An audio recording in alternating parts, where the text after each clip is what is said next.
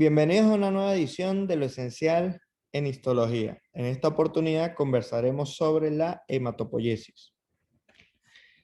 La hematopoiesis es el proceso de formación de las células sanguíneas, es decir, glóbulos rojos, glóbulos blancos y plaquetas.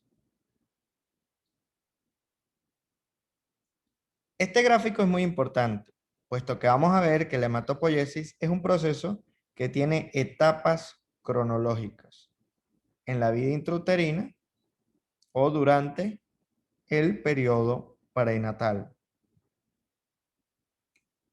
Durante el primer trimestre, la hematopoiesis se lleva a cabo principalmente en las paredes del saco vitelino.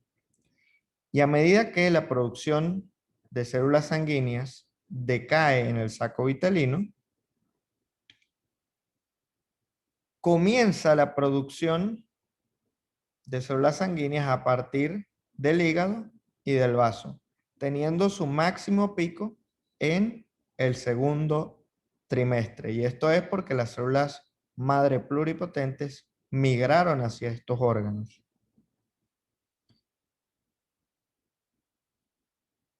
Finalmente, vamos a tener que para el tercer trimestre se activa el tejido mieloide, que es propio de la médula ósea de los diferentes huesos, ya sean largos, planos, cortos o irregulares. Y vemos que para el tercer trimestre decae la producción de células sanguíneas desde el vaso y desde el hígado. Sin embargo, en el caso del hígado, vemos que verdaderamente él inicia su producción en el primer mes de vida intrauterina, hace su pico en el segundo trimestre y persiste, aunque en menor cuantía, hasta el nacimiento. Una vez que entramos en la etapa postnatal, los huesos largos, con el paso del tiempo, van a disminuir la producción de células sanguíneas. Ejemplo de ellos, la tibia y el fémur. Esto ocurre generalmente entre los 15 y los 25 años, ya que la médula ósea roja pasa a transformarse en médula ósea amarilla y se vuelve inactiva en la hematopoiesis. Sin embargo, la médula ósea se mantiene roja, es decir, hematopoyética, y de forma continua hasta la vejez en las vértebras, esternón, costillas, que si se dan cuenta, pues va a ser principalmente en huesos planos, cortos e irregulares, aunque también en las epífisis de los huesos largos. Pero tomen en cuenta que si llegase a ser necesario, la médula ósea amarilla de los huesos largos, que está esencialmente en sus diáfisis, puede volver a convertirse en médula ósea roja. Este esquema es para aplicar el concepto de potencia celular a los diferentes linajes de células madre que están presentes en la médula ósea. Cuando hablamos de potencia nos referimos a células madre pluripotentes, multipotentes, bipotenciales o unipotenciales. Aquí no vamos a incluir a las células madre totipotentes porque ese caso es exclusivo del cigoto. Entonces tenemos una célula madre hematopoyética que es pluripotente y tiene la capacidad de autorrenovarse, es decir, al hacer mitosis puede formar dos nuevas células hijas que serán pluripotentes. O una de estas células hijas puede diferenciarse. Y es que a partir de la diferenciación de una célula madre hematopoyética pluripotente podemos tener células madre multipotentes, como son el progenitor mieloide común y el progenitor linfoide común. El progenitor mieloide común va a diferenciarse en células madre bipotenciales como son el progenitor común de eritrocitos y megacariocitos el progenitor común de monocitos y de granulocitos. Y luego estos a su vez van a formar progenitores específicos o células madres unipotenciales que forman únicamente un linaje celular, como por ejemplo progenitor de megacariocitos que finalmente va a permitirnos la formación de plaquetas, progenitor de eritrocitos que va a formar exclusivamente glóbulos rojos, progenitor de monocitos que finalmente nos va a formar monocitos y macrófagos, y progenitor de granulocitos que pueden formar tanto eosinófilos, basófilos como neutrófilos, dependiendo de los factores que estimulen al progenitor de granulocitos. Y por el lado del progenitor linfoide, se me van a formar los linfocitos B, los linfocitos T y los linfocitos natural killers o asesinos naturales. Los linfocitos T se me van a formar en el timo, es decir, esta célula madre multipotente migra a través del torrente sanguíneo hasta el timo, se siembra en él y comienza a fabricar linfocitos T, mientras que los linfocitos B y los linfocitos NK son producidos principalmente a nivel de la médula ósea. Y linfocito B hace referencia a médula ósea en inglés o bone marrow, o a la bursa de Fabricio, que es el equivalente de la médula ósea en las aves.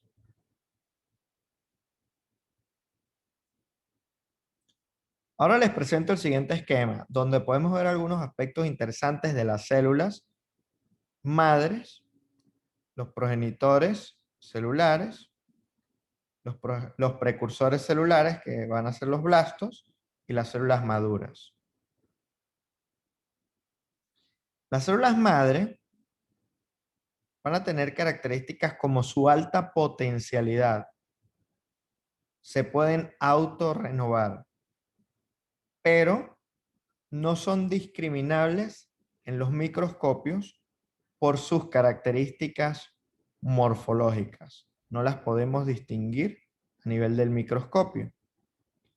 Para este propósito, para detectar células madres, como el caso de la célula madre hematopoyética de la médula ósea, que es pluripotente, se utilizan técnicas como la inmunohistoquímica para su detección. Y en el caso de esta célula tan específica que acabo de mencionar, como la célula madre hematopoyética, el marcador inmunohistoquímico es el grupo de diferenciación CD34 positivo, que es una proteína de la membrana que está presente en estas células. CD hace referencia a grupo de diferenciación en inglés. Ahora, las células progenitoras, como los progenitores comunes, multipotentes o bipotenciales, tienen menor potencialidad, mayor actividad mitótica, siguen siendo poco diferenciables en el microscopio y son muy influenciables por factores de crecimiento. De igual forma, pierden la capacidad de autorregeneración o autorrenovación. Las células precursoras o blastos, aquí ya hablamos generalmente de células madre unipotentes, tienen una elevada actividad mitótica, mayor que las anteriores, comienzan a tener rasgos morfológicos que permiten su caracterización en los microscopios, aunque en esta etapa es muy difícil, y son muy influenciables por factores de crecimiento. Y ya para el caso final de las células maduras, estas adquieren actividades específicas o altamente diferenciadas. Por ejemplo, los eritrocitos se van a dedicar al transporte de los gases como el oxígeno y el dióxido de carbono, y esa es su principal función. Las plaquetas participan en el sistema de coagulación y los glóbulos blancos, dependiendo del tipo que se considere, van a tener funciones específicas. Por eso decimos que cuando una célula madura, esta adquiere funciones específicas y aquí generalmente estas células ya no hacen mitosis. Por otra parte, es la etapa donde vamos a poder discriminarlas perfectamente en el microscopio. En conclusión, se nos hace sencillo identificar a las células maduras, pero no es posible identificar a las células indiferenciadas como las células madre pluripotenciales. Al menos esto por sus características morfológicas. Pero ya sabemos que en el caso de las células madre pluripotentes hematopoyéticas, se emplea la inmunohistoquímica para la detección de la proteína CD34, y esto es específico de ellas. Y este es el esquema general de la hematopoiesis. No hay que tenerle miedo, lo vamos a ir estudiando de forma progresiva en las próximas sesiones. CTH es la célula tronco hematopoyética o la célula madre hematopoyética que es pluripotente, CD34 positivo. Y ella va a formar células multipotentes como los progenitores comunes de eritrocitos y megacariocitos, los progenitores comunes de granulocitos y de monocitos, y el progenitor común de los linfocitos, que es el progenitor común linfoide que mencionamos anteriormente.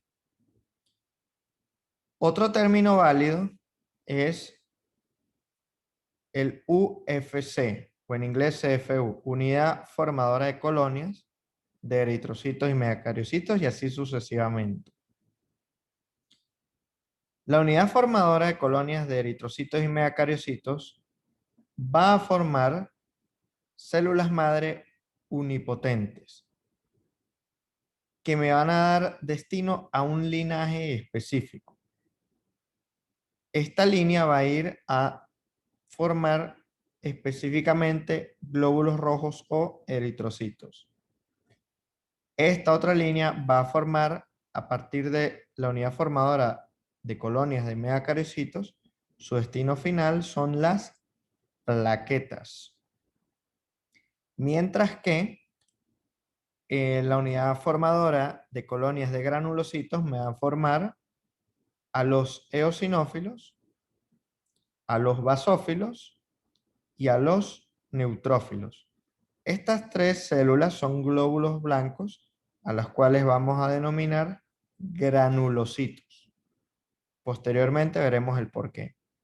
Y finalmente vamos a tener la unidad formadora de colonias de monocitos que van a formar a estas células que se van a encargar de diferenciarse cuando se especializan en macrófagos. Y finalmente vamos a tener a la línea linfoide, de la cual una parte de estas células madres se va a quedar en la médula ósea y la otra va a migrar al timo. Las unidades formadoras de colonia que se implantan en el timo van a formar a los linfocitos T, que van a madurar hacia linfocitos T, que pueden ser de tipo citotóxicos o T helpers o colaboradores. Mientras que las unidades formadoras de colonias de linfocitos que se quedan en la médula ósea van a formar a los linfocitos B y a los linfocitos natural killer. Y estos linfocitos B pueden especializarse aún más en ser productores de inmunoglobulinas de tipo M o anticuerpos de tipo M, linfocitos B que se diferencian o se especializan en plasmoblastos, y estos a su vez maduran en plasmocitos o células plasmáticas que se encargan de producir anticuerpos. Anticuerpos específicos como inmunoglobulina E, inmunoglobulina A, inmunoglobulina G e inmunoglobulina D. Para las sesiones de órganos linfoides y tejidos linfoides se estudiarán con mayor detalle estas inmunoglobulinas. Y también vamos a tener linfocitos B de memoria.